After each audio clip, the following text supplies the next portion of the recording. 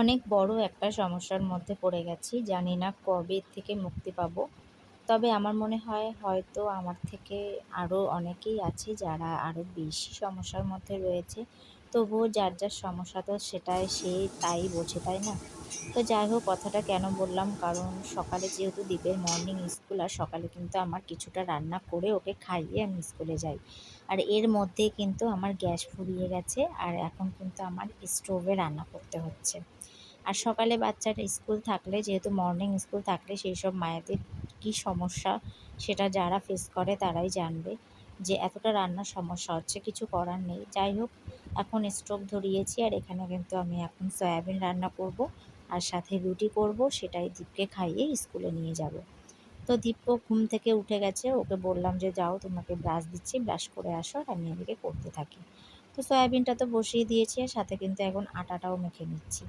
তো যাই হোক, এই সমস্ত করার পর দেবকে স্কুলে দিয়ে এসেছিলাম আর এখন কিন্তু বাড়ি এসে কিছুটা কাজে লেগে পড়েছে। মানে আমার যে এই কাঠের তাকটা র্যাক ছিল, মানে এই তাকটা কিন্তু ছিল আমার আগে ওই দেয়ালটায়, মানে যে দেয়ালে এখন পট্টি করা রয়েছে। তো ওই দেয়াল থেকে আমি কিন্তু এখন এই দেয়ালে র্যাকটা রাখছি।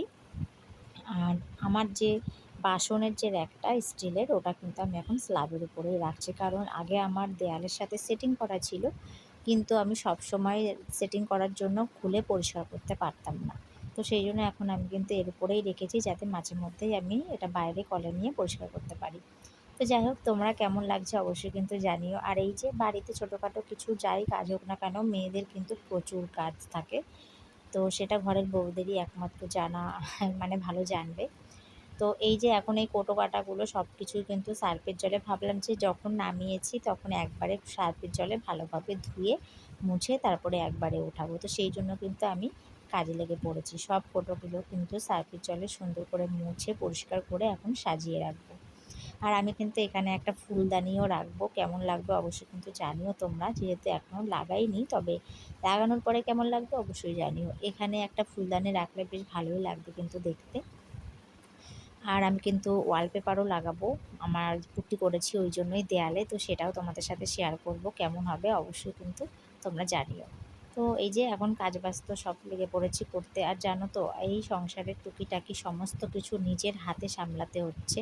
আর নিজের হাতে সব কিছু সবটা সংসারের সামলাতে গেলে কতটাখানি কষ্ট হয় সেটা মানে বাড়ির বউয়েরা তারাই জানে, যাদের করতে হয়।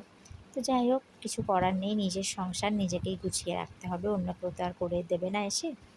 তো আমি আমার মতন করে সুন্দরভাবে গুছিয়ে রাখছি। হ্যাঁ, আমার শাশুড়ি মা আমাকে হেল্প করে, কিন্তু যেহেতু ওনারও একটু প্রবলেম হয়েছে ওই জন্য কিন্তু উনি করতে পারছে না। তো বাই দ্য ওয়ে কেমন লাগছে অবশ্যই জানিও। তো টাটা।